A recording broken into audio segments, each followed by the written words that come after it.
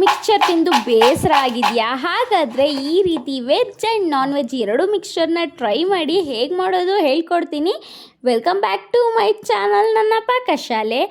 ಈಗ ಬೇಕಾಗಿರೋ ಇಂಗ್ರೀಡಿಯೆಂಟ್ಸ್ ಇದಿಷ್ಟು ನೋಟ್ ಮಾಡ್ಕೊಳ್ಳಿ. ನಾನ್ ವೆಜ್ ಮಿಕ್ಸ್ಚರ್ಗೆ ಮೊದಲಿಗೆ ಚಿಕನ್ನ ಚೆನ್ನಾಗಿ ಬೇಯಿಸ್ಕೊಂಡು ಅದನ್ನು ಸಣ್ಣ ಸಣ್ಣದಾಗಿ ಬಿಡಿಸಿಟ್ಕೊಂಡು, ಈಗ 4 ಸ್ಪೂನಷ್ಟು ಕಾರ್ನ್ಫ್ಲೋರ್ ಹಾಕಿ ಈ ರೀತಿ ಒಂದು ಕೋಟಿಂಗ್ ಕೊಟ್ಟು ಎತ್ತಿಟ್ಕೊಳ್ಳಿ. ಅದಾದಮೇಲೆ ಇನ್ನೊಂದು ಪ್ಯಾನ್ ತೊಗೊಂಡು ಸ್ವಲ್ಪ ಎಣ್ಣೆ ಹಾಕಿ ಅದನ್ನೆಲ್ಲ ಕರಿಯೋಷ್ಟು ಎಣ್ಣೆ ಹಾಕಿ, ಈಗ ನಾನು ಬೆಳ್ಳುಳ್ಳಿನ ಕರ್ಕೋತಾ ಇದ್ದೀನಿ, ಹಾಗೆ ಕಡಲೆ ಬೀಜನೂ ಕರ್ಕೋತಾ ಇದ್ದೀನಿ. ಪ್ರತಿಯೊಂದೂ ಎಣ್ಣೆಲೇ ಕರ್ಕೊಳ್ಳೋದಿರುತ್ತೆ.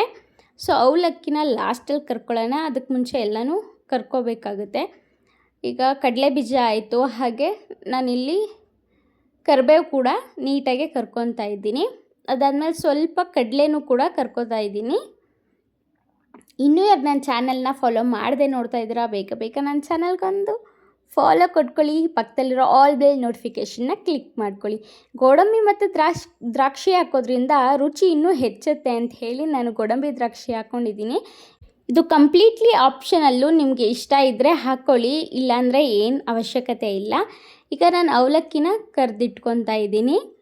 ಎಣ್ಣೆ ಜಾಸ್ತಿ ಹೈ ಫ್ಲೇಮಲ್ಲಿ ಇಟ್ಕೋಬೇಡಿ, ಲೋ ಫ್ಲೇಮಲ್ಲಿ ಇಟ್ಕೋಬಾರ್ದು, ಮೀಡಿಯಮ್ ಫ್ಲೇಮಲ್ಲಿ ಇಟ್ಕೊಂಡು ನೀವು ಅವಲಕ್ಕಿನ ಕರ್ಕೊಳ್ಳಿ. ಅವಲಕ್ಕಿ ಎಲ್ಲ ಕರೆದಾದ ನಂತರ ನಾನೀಗ ಲಾಸ್ಟಲ್ಲಿ ಚಿಕನ್ನ ಕರ್ಕೊತಾ ಇದ್ದೀನಿ. ಅದು ಸ್ವಲ್ಪ ಕ್ರಿಸ್ಪಿ ಆಗೋವರೆಗೂ ಕೈ ಆಡೋದಕ್ಕೆ ಹೋಗ್ಬೇಡಿ, ಇಲ್ಲಾಂದರೆ ಅಂಟ್ಕೊಬಿಡತ್ತೆ. ಎಲ್ಲನೂ ನೀಟಾಗಿ ಅದಕ್ಕೆ ಕರ್ಕೊಂಡು ಸೈಡಿಗೆ ಎತ್ತಿಟ್ಕೊಳ್ಳಿ. ಇವಾಗ ಮಿಶ್ರಣ ಮಾಡೋಣ ಎಲ್ಲನೂ.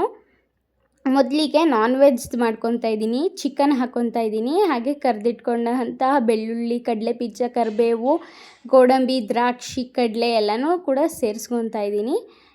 ಈಗ ಸ್ವಲ್ಪ ಖಾರದ ಪುಡಿ, ರುಚಿಗೆ ತಕ್ಕಷ್ಟು ಉಪ್ಪನ್ನ ಹಾಕ್ಕೊಂಡು ಎಲ್ಲನೂ ಚೆನ್ನಾಗಿ ಮಿಕ್ಸ್ ಮಾಡ್ಕೊಳ್ಳಿ. ನಿಮಗೆ ಬೇಕಂದರೆ ಎಕ್ಸ್ಟ್ರಾ ಚಾಟ್ ಮಸಾಲ ಕೂಡ ನೀವು ಸೇರಿಸ್ಕೋಬೋದು.